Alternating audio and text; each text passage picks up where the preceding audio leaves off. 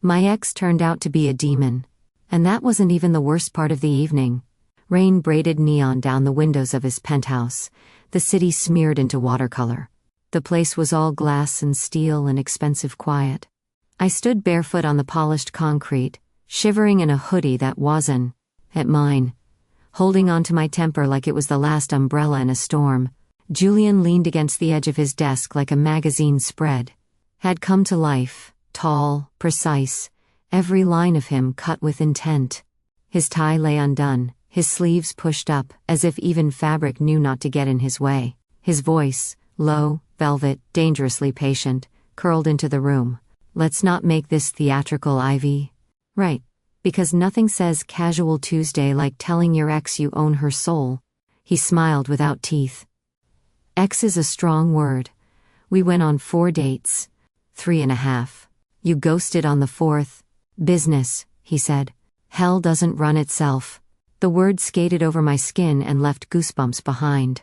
I told myself it was the air conditioning, or the fact that 15 minutes ago, I'd seen a sheet of paper materialize out of thin air and my name, my actual name, burn itself into crimson at the bottom.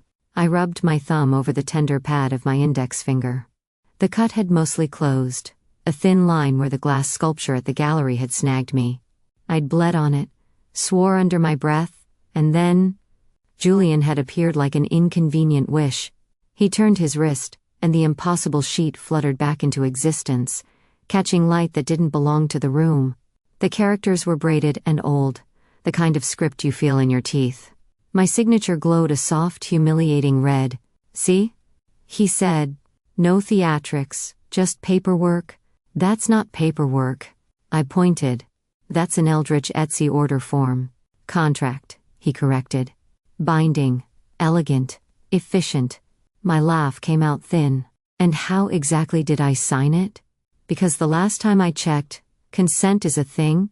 He tapped the edge of the desk with one finger. The artifact accepted your blood. Blood is intent, whether you meant it or not. That's not how intent works. In a courtroom, perhaps. In my world? He lifted his eyes to mine. I caught the flare under the iris, gold licking at the dark the way dawn licks at horizon. He looked almost human until he didn't. In my world, intent is what you pour into an object without even knowing you're doing it. You touch that relic like it could save you. The back of my neck tightened. Save me from what? His gaze flicked, not unkindly, to the corner where my tote bag slumped open. Folders bulged out, my sketches for the UX overhaul stained with rain. On top, a manila envelope gaped, empty, because Marcus had emptied it, walked into the meeting, with my work in his hands and my name scrubbed off, and the investors had clapped like seals. Marcus, colleague, boyfriend, parasite. I'd loved him with my eyes closed. He'd stolen everything with his wide smile open. I swallowed, taste of iron and embarrassment sharp on my tongue. People like him, Julian said, too softly, are why my world needs rules, and your solution was to, what, kidnap my signature? Offer you leverage. He tilted his head. You found me, Ivy. That sculpture was a beacon. It calls to those who crack at the right angle. You bled, and the relic listened. So did I. Congratulations, I said. You've successfully made me hate art. He almost laughed. Almost. Instead, he flicked his fingers and the paper floated closer. The air around it buzzed, like the moment before lightning chooses a tree. Read. I can't read that. You can. The corner of his mouth tugged. You're thinking in terms of letters. Try meaning, I'm a designer, not a prophet. Try. I tried. At first it was just a headache. The lines were ant trails that wanted to be music, that wanted to thread through my ribs and pull. Then a shape formed, not in English, not in any language I'd learned in human school. It formed in the part of me that knows how to place a button where a thumb will want it before the thumb knows it wants it. I blinked. It says I'm a temporary conduit for a key. Heat crawled up my throat. Also that you can't, this is in legalese, but I'm pretty sure it says you can't harm me. It does. I dislike contracts that make a mess. And the part where it says, My life, my possibilities, my Tuesday nights, belong to you? His expression didn't change, but the gold under his eyes dimmed. Exaggeration. It says we're bound until the key is delivered and the breach is closed. The breach, I repeated. The city hissed against the windows. Somewhere below, a siren wound up and let go. So you're not just a demon. You're a maintenance man. Steward, he said, wounded pride in the syllable. The world has edges. Things slip. I set them back. And the key is me. I touched my sternum, idiotic, as if I might feel teeth there. The key is an artifact. You are the only person who has been able to activate it in a century. Because I dripped on it. Because you wanted something, and you are stubborn. And the artifact likes temper. We're the same, I said sweetly. Me and your cursed paperweight. At that, he did laugh. It was quick, and warm, and terrible because it was pretty. The room didn't feel so cold for a second, which made me angry at the room. Look, I said, blowing out a breath. I get it. You're the brooding anti-hero with a job to do. I'm the walking disaster with a bleeding problem, but contracts require consent, and I didn't give it. You did, he said, and then, gently, not with your mouth. I can't believe you just said that out loud. You meant, his eyes were steady, that you want your life back. The artifact heard want, and gave you a method. Me. Great, I muttered. A demon as an app. Is there a subscription fee? An ending, he said. The paper drifted above my open palm, weightless and heavier than a building.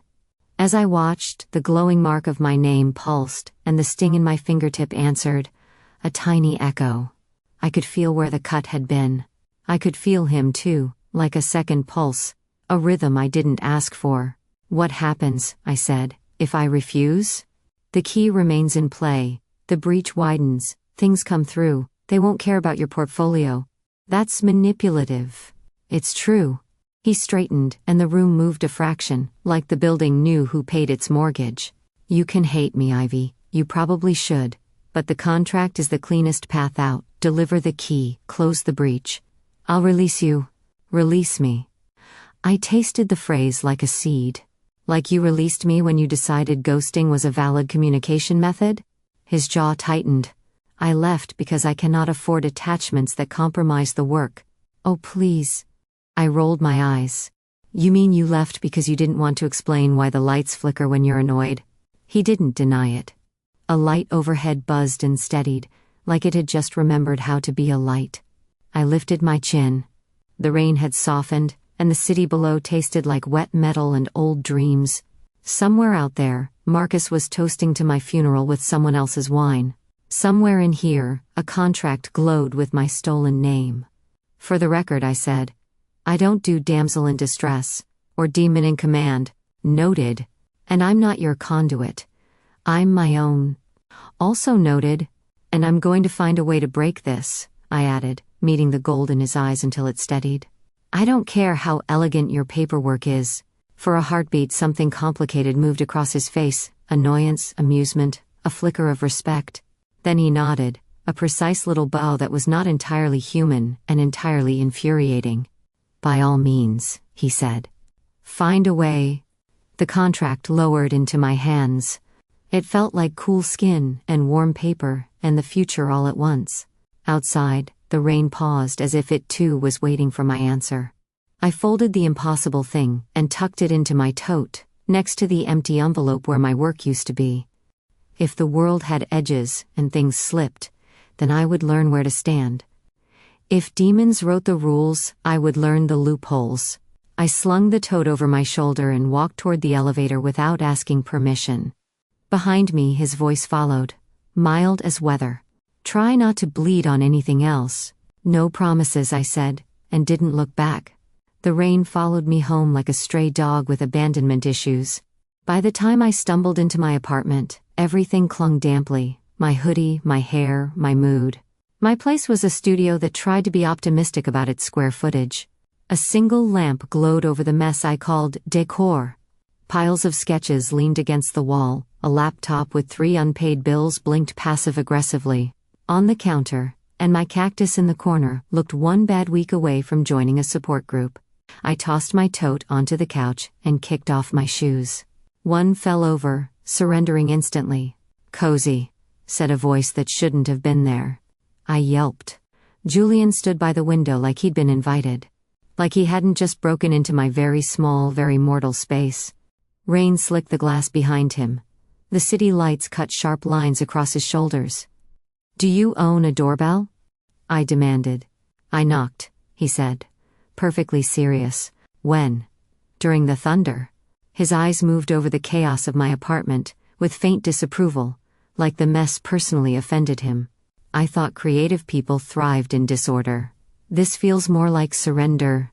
"It's called ambiance," I snapped, grabbing a blanket from the couch to wring like a dish rag.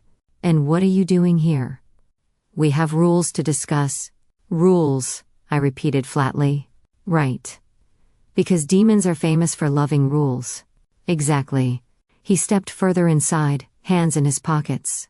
He looked wrong here. Too precise for my crooked bookshelves, too sharp for my laundry chair. "The contract binds us because you activated the artifact. Without you, the deal collapses." "Fantastic," I muttered. "So I'm not a hostage, I'm a power outlet." His mouth curved. Crude, but accurate. I threw the blanket onto the couch. "Start explaining, all of it. The artifact, the key, the breach, whatever this circus is." Julian regarded me for a moment, like he was measuring how much truth a person could survive on 4 hours of sleep and a handful of Cheez-Its. Then he leaned against my bookshelf, which creaked like it knew better. "The world," he began, "is full of doors. Most stay shut, some don't. My job is to keep what's on the other side from leaking through." I crossed my arms. "So you're a janitor for cosmic mistakes." "Steward," he corrected smoothly. "Portals appear when balance is broken. Magic, anger, grief, human emotions are excellent crowbars. Things slip through. I put them back." "Uh-huh." I squinted at him. "And the artifact?" "A key. Old, temperamental. It requires a conduit to function. You touched it. It listened. Because I cut myself?" "Because you wanted something," Julian said simply. "The artifact likes intent." I laughed without humor. "So I bleed on your antique paperweight, and now I'm what? Your intern?" "More like a partner," he said. "Oh, no. No, I've seen this movie. You're the walking red flag, I'm the girl who dies in Act 2 because she trusted cheekbones and cryptic warnings." His smile was infuriating. "If it helps, you're more of a catastrophe in human form than a tragic heroine." Wow. I threw up my hands. Roasted in my own apartment. Love that for me. Julian pushed off the shelf and came closer. The air shifted. Not warmer exactly, just tighter, like the room had decided to pay attention. "The mark," he said. "It will fade once the breach is closed. Until then." He reached for my hand. I flinched. Not because I was scared. Because something in his expression said, "Don't move," and my body listened before my brain caught up. His fingers brushed my palm, turning it upward. The sting from the cut pulsed faintly. A symbol shimmered there, light under skin, faint but undeniable, curling like smoke. I stared. "Oh, that's just great. I have a demonic tramp stamp on my hand." Julian didn't let go. "It links you to the artifact, to me. Nothing can harm you while it remains. Nothing except the demon squatting in my living room." His eyes flicked up, amused. "If I wanted to harm you, Ivy, we wouldn't be having this conversation." For some reason, my pulse tripped over itself at the way he said my name. I snatched my hand back. "Fine," I said, retreating toward the kitchen counter because it was the only thing in the room pretending to be solid ground. "You have your breach, your key, your rules. But the second this is over, I'm out.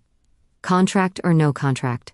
Julian inclined his head, rainlight catching in his hair like silver. "Close the breach," he said softly. "And you're free." I didn't believe him. Not yet.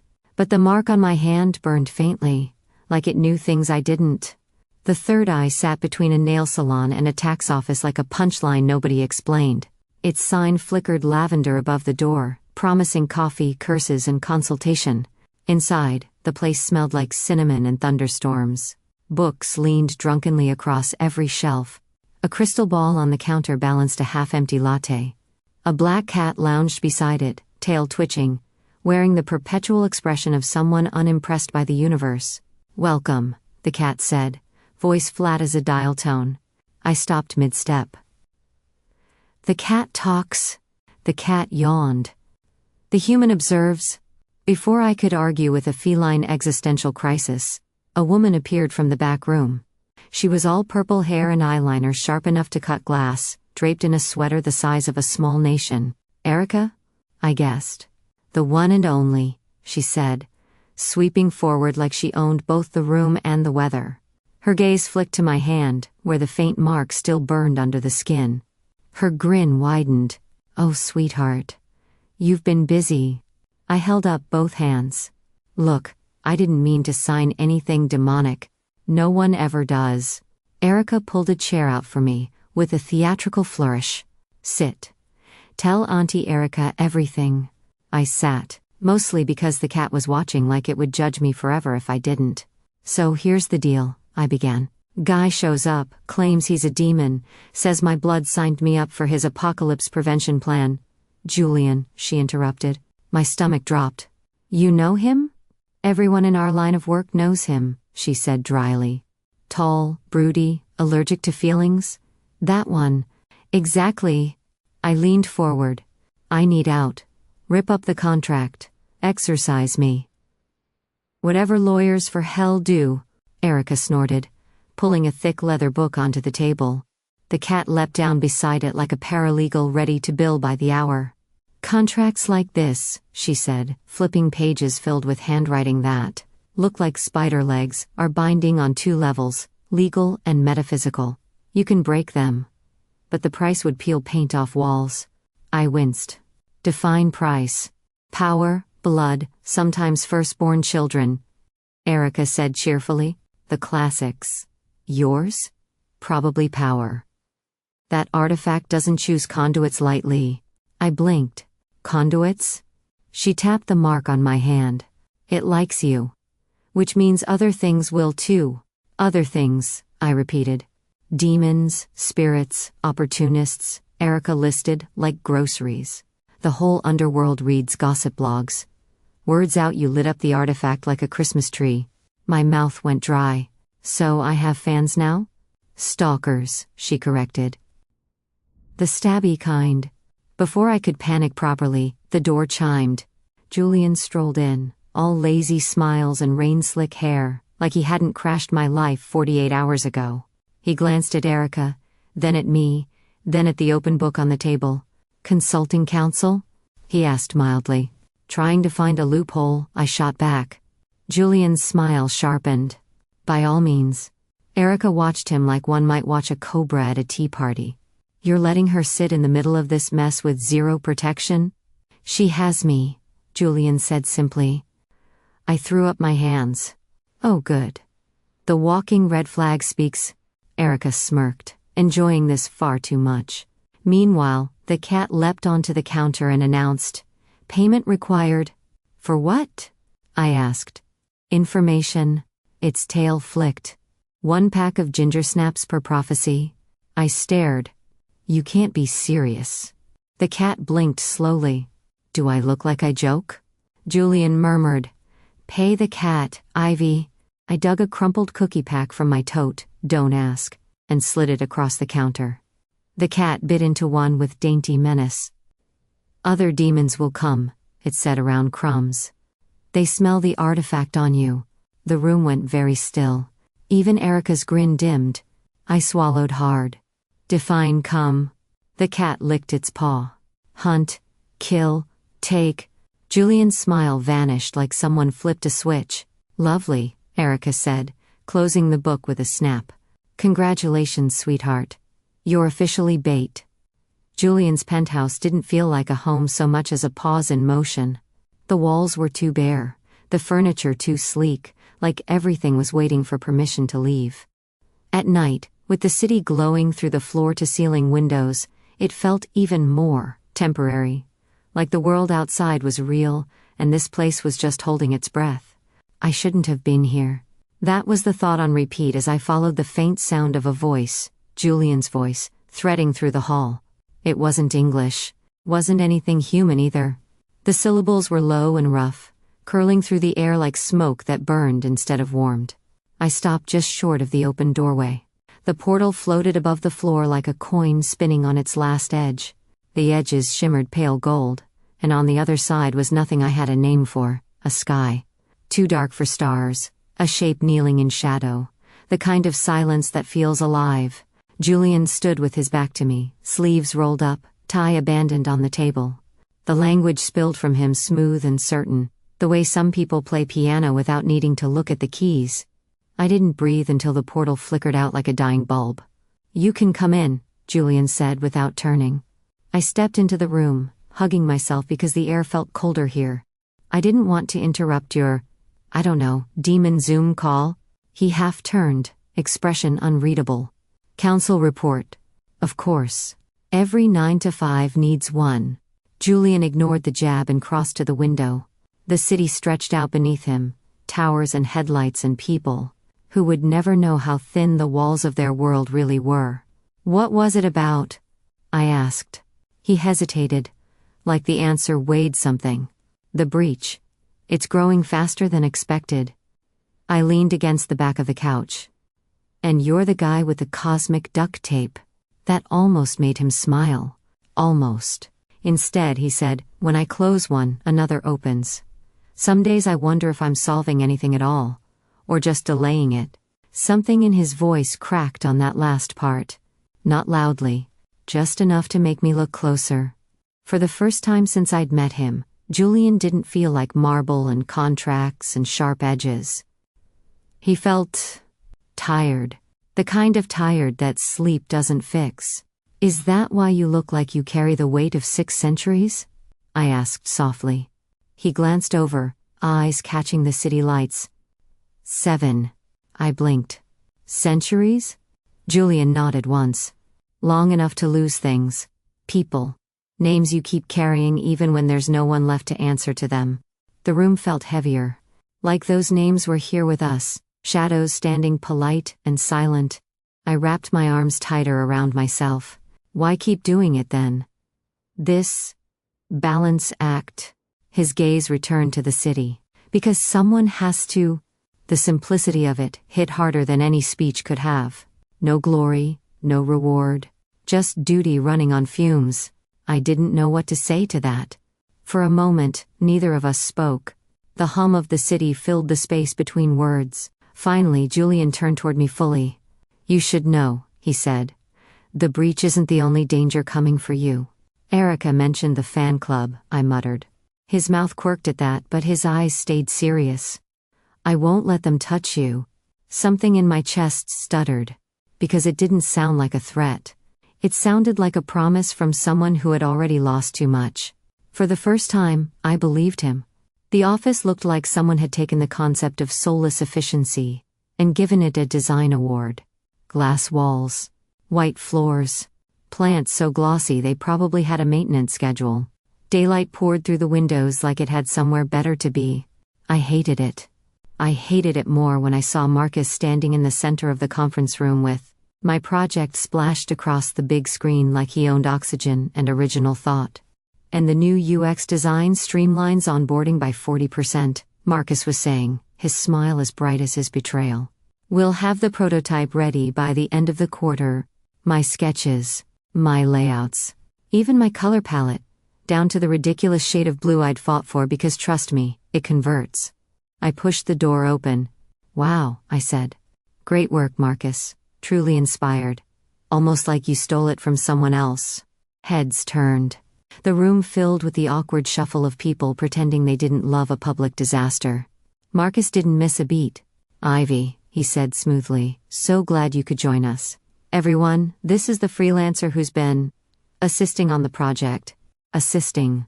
Like I'd fetched the coffee while he downloaded my brain and uploaded it into his career. I stalked toward the table. "This is my work. My design, my hours, my—" "Actually," Marcus interrupted.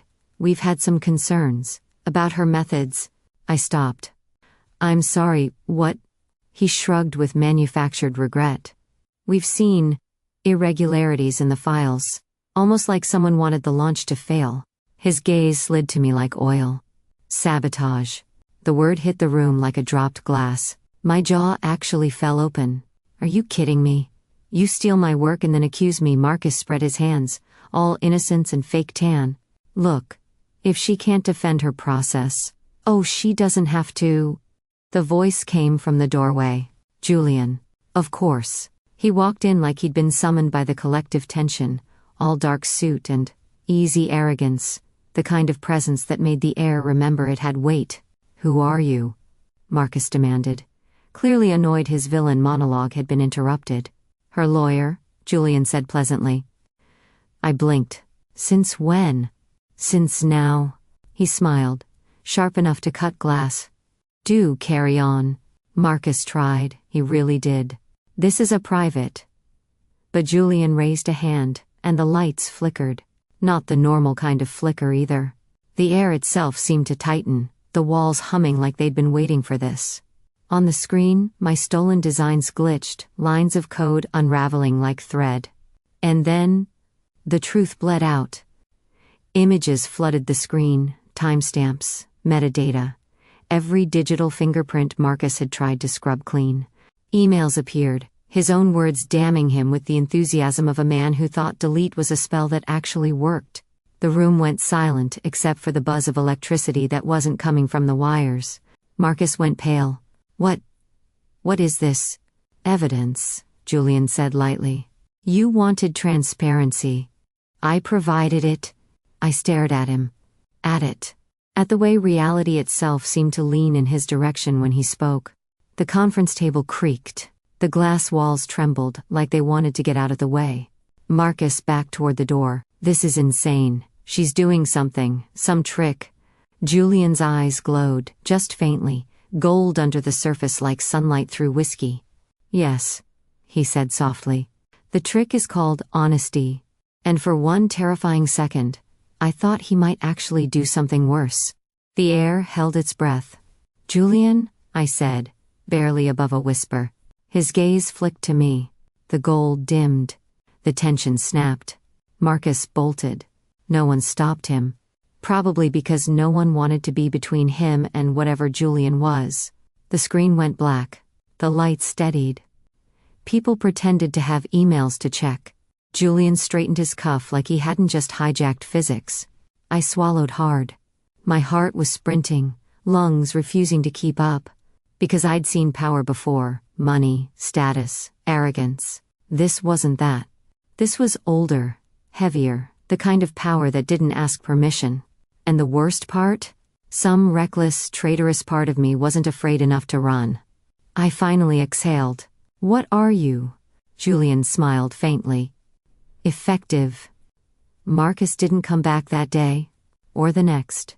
But something in Julian's expression as he watched the door told me this wasn't the last we'd see of him. The rain had finally stopped, but the streets still glistened like the city hadn't shaken it off yet.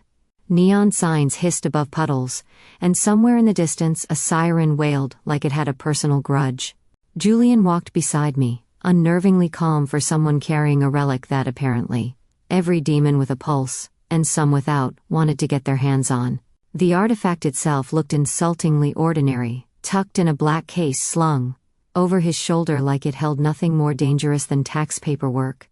Remind me why I'm here, I muttered, hopping over a pothole that looked eager to claim an ankle. Because, Julian said smoothly, you're the only one it listens to. I didn't know homicidal antiques required emotional support. They do, he said. And you're surprisingly good at it. I glared. Is that supposed to be a compliment? A statement, he replied, eyes scanning the street like he was expecting trouble. Which, apparently, he was. Because trouble showed up 3 blocks later in the shape of 2 figures leaning against the cracked facade of an old theater. The marquee above them still clung to a few letters. Coming soon like the world's saddest prophecy.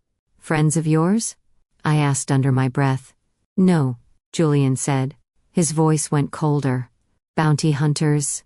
The taller one stepped forward, smile all teeth and no warmth. His eyes glowed faintly red, too faint for the humans hurrying past with umbrellas, but I saw it. So did Julian. Evening. The hunter said casually. Hand over the key. Get your own, Julian said. I swallowed. Maybe we should call the cops? Both hunters laughed like I'd told the best joke of the week. Humans? The shorter one said, shaking his head. They think laws apply to this. Before I could come up with a witty comeback, or a terrified one, they moved. Fast. Too fast. Julian shoved me behind him as the first hunter lunged.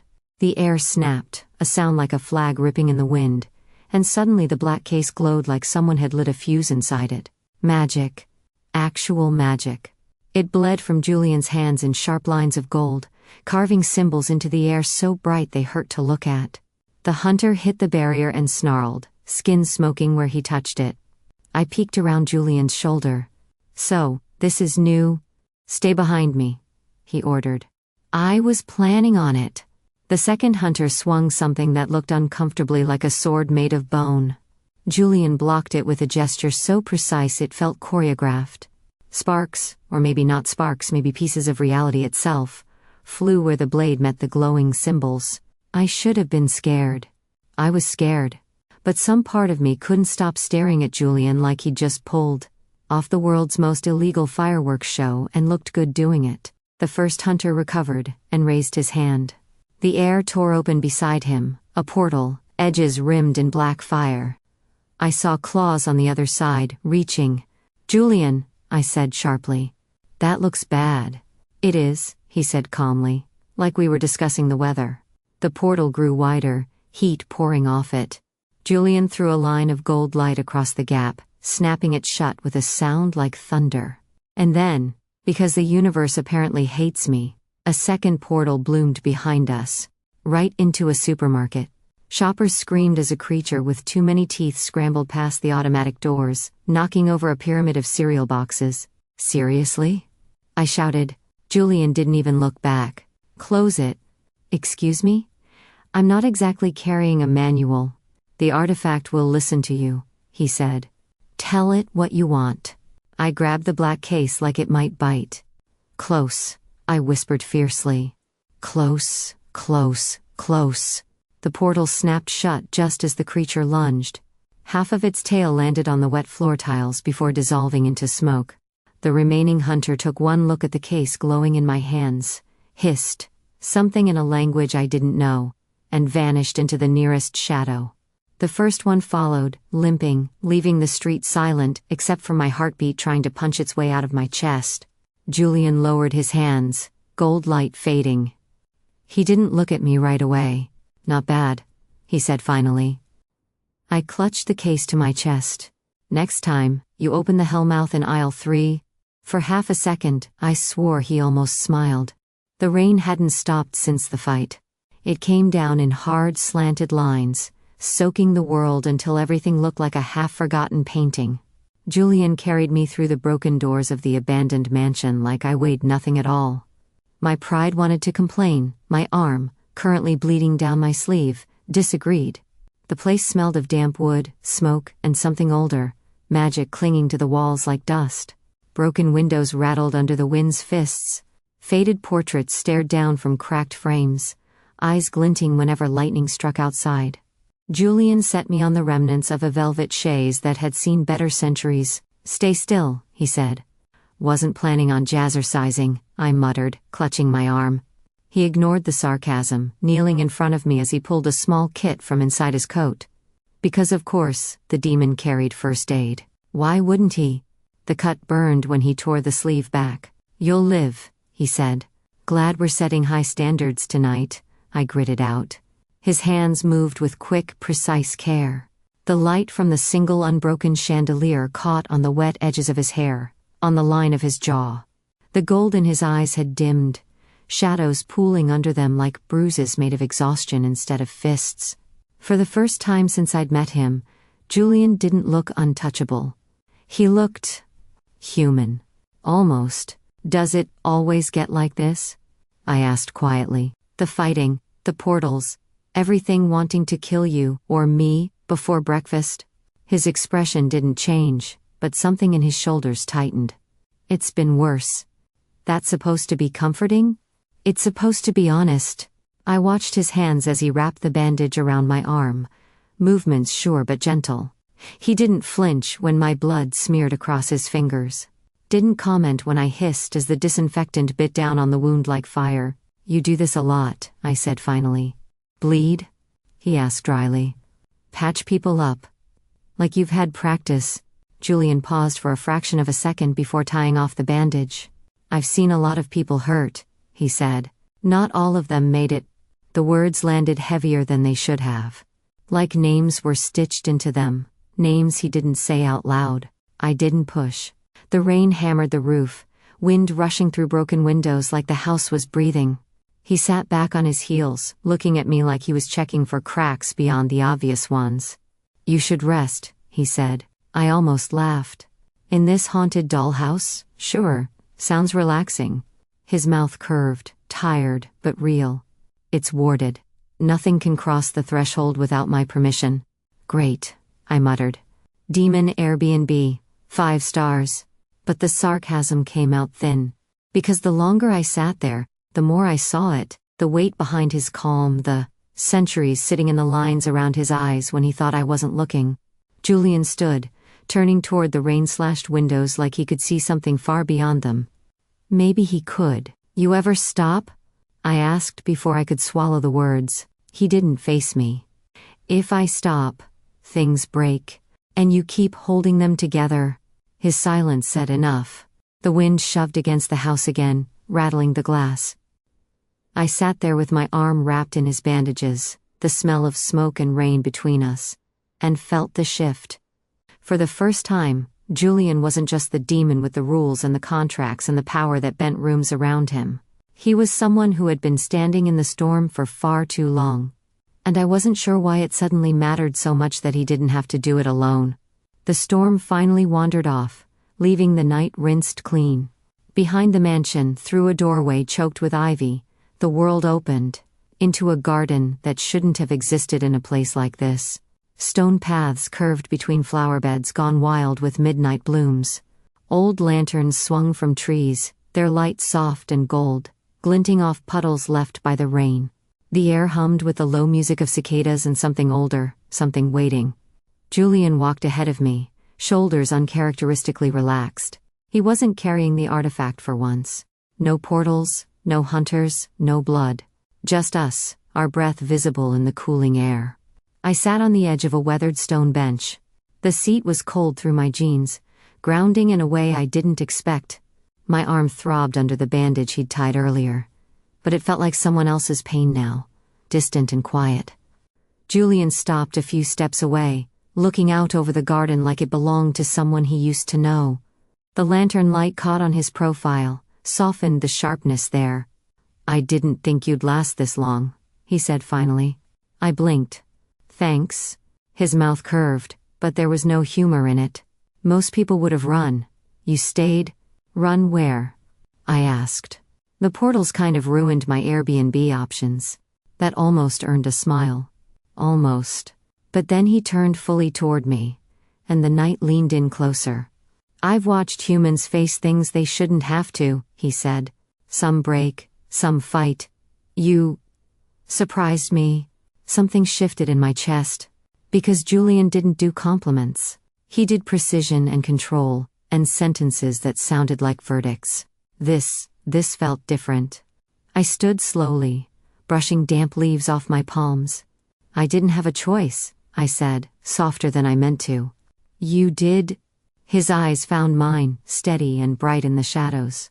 You could have walked away before the hunters, before the breach grew teeth. But you didn't. The air between us felt too small all of a sudden.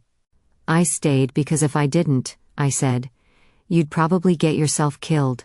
That earned the ghost of a laugh, low and warm. Possibly. The lantern closest to us flickered, throwing gold across the water pooling between the flagstones. My pulse was louder than the cicadas now, than the whole night. Julian stepped closer. Not enough to touch, but close enough that I felt the question in the space he left. Ivy, he said, like the name carried weight. Do you know what happens when demons break their own rules? I shook my head. Chaos, he said simply. Not the kind you can fix. The kind that doesn't end. I thought of the breach, the portals, the way his voice had cracked when he talked about centuries. And you've been following the rules for how long? His silence was answer enough. I don't know who moved first. Maybe it was both of us. One moment there was air between us, the next there wasn't. His hand came up, slow enough to stop if I wanted him to, but I didn't. His fingers brushed my cheek, cool from the night, then warmer as his palm settled there like it belonged. The kiss wasn't careful, but it wasn't hurried either. It felt inevitable. Like the moment the storm breaks and the world remembers how to breathe. Julian kissed like someone who hadn't in a very long time. Like someone who knew too much about endings, and not enough about beginnings. My hands found his coat, the fabric rough under my fingers. He tasted like rain and midnight air, and something I couldn't name but wanted to. When we broke apart, the world didn't rush back in. It waited, holding its breath with us. You don't have to stay, he said quietly, forehead resting against mine. I closed my eyes. Maybe I want to. Somewhere in the garden, a lantern flared brighter, like it agreed. Later, in the small room off the hall with curtains still dripping from the storm, we ended up tangled on the narrow bed. Nothing about it felt cinematic. It felt real. Soft edges, uneven laughter when he accidentally knocked a pillow to the floor, the warmth of his hands careful against my skin like he was learning a language through touch alone. It wasn't about urgency. It was about trust finding room to exist between us, about two people, one human, one not, choosing to stop holding the world up for a night. Outside, the garden hummed and the lanterns burned low, and for the first time since all this began, the dark didn't feel like something to survive. The temple didn't look like much from the outside, just a ruin swallowed by roots and fog, a place the world had forgotten. But the moment we stepped through the archway, the air changed. Magic lived here. It hummed under my skin, a low, steady pulse, like the earth itself was holding its breath.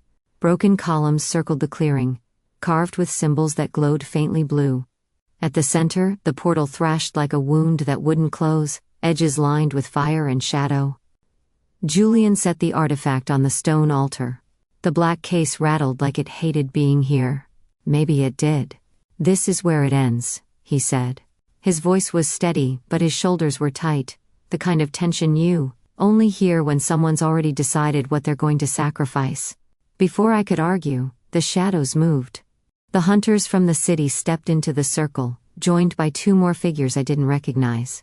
Their eyes burned with the same red light. Their smiles too sharp for human faces. Hand it over, one of them hissed. The key belongs to us. Julian stepped between them and me, the air around him crackling gold. You'll have to kill me first. Oh, we planned on it, the tallest said. The fight was fast and brutal. Magic roared through the clearing, gold against black, sparks slicing through the air like falling stars. The hunters moved in sync, forcing Julian back step by step until he stood at the edge of the altar, portal light crawling over his coat. And for one stopping moment, I saw it. What he meant to do. He was going to throw himself in. Close it from the inside. No. My voice cracked over the chaos. Julian, don't you dare. His eyes met mine across the circle. Soft. Final. Ivy, he said, too calm for someone about to die. The breach needs a price. Then let it take me, I shouted. He shook his head once. You weren't made for this. And then the portal flared, a jagged mouth of light and fire. Something inside me broke open. It wasn't planned. It wasn't even conscious. But the mark on my hand, the one he said tied me to the artifact, burned so bright I thought it would split my skin. The air shifted. The hunters froze. Even the portal seemed to recoil. I stepped forward, heat roaring through my veins, and slammed my palm against the altar. Close, I said. Not a scream. A command. The portal shuddered. The fire dimmed. The shadows clawed at the air like they could stop what was happening.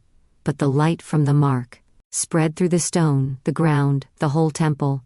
until everything shook under its weight. The portal collapsed in on itself with a sound like 1,000 doors slamming shut. Silence hit harder than the noise. The hunters were gone. The artifact cracked down the center, empty and harmless. Julian stared at me like I'd rewritten the laws of gravity. Maybe I had. The mark on my hand faded slowly, the last curl of gold vanishing under my skin. I felt lighter. And then I realized why. The contract was gone. The bond between us. Everything that tied me to him because of blood, and accidents and cosmic paperwork, had burned away with the portal. I was free. Julian turned toward me, something unreadable in his eyes. "It's over," he said softly. I shook my head. "Not all of it." Before he could speak, I placed my hand flat on the altar again. The stone was warm under my palm, waiting. "I want a new deal," I said. "Not because I have to. Because I choose to." The magic stirred, curious. Julian's smile, small, surprised, and so very tired, was the only answer I needed. The third eye looked different in daylight. Sun spilled through the windows like it owned the place, painting the wooden tables in gold and chasing shadows into corners.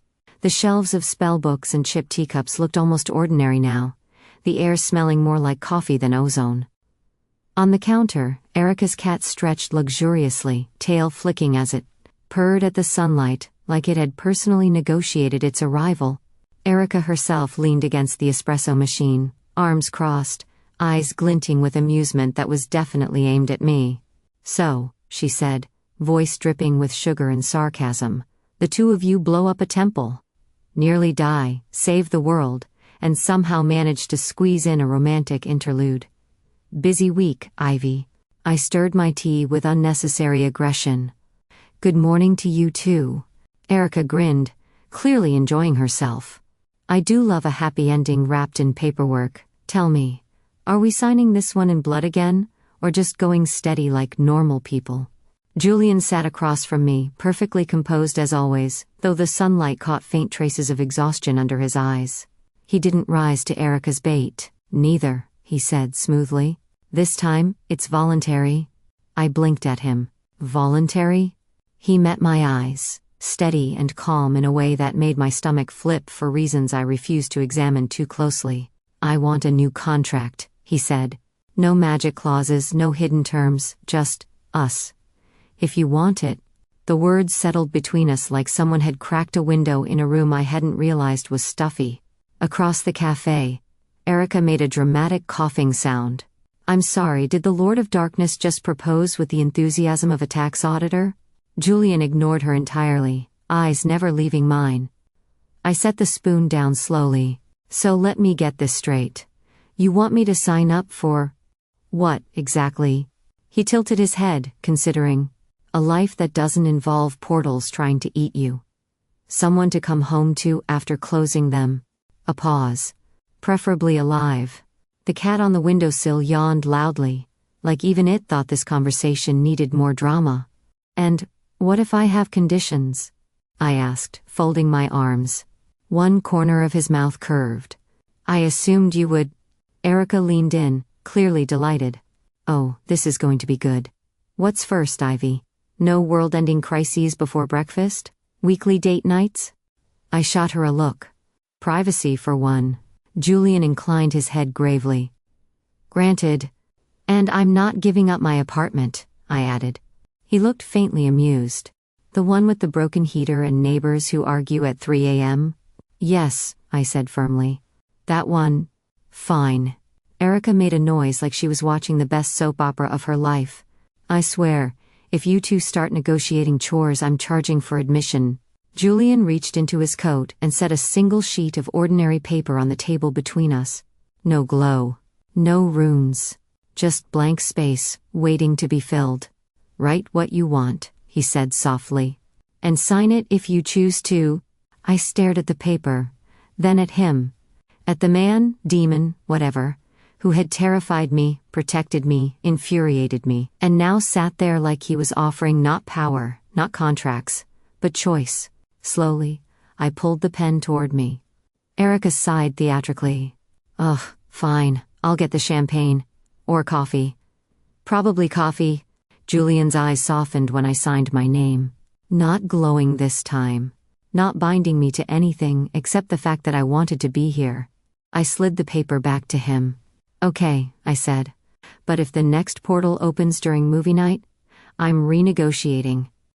For the first time since I'd met him, Julian actually laughed. The cat purred louder. And outside, the day was bright enough to feel like a beginning.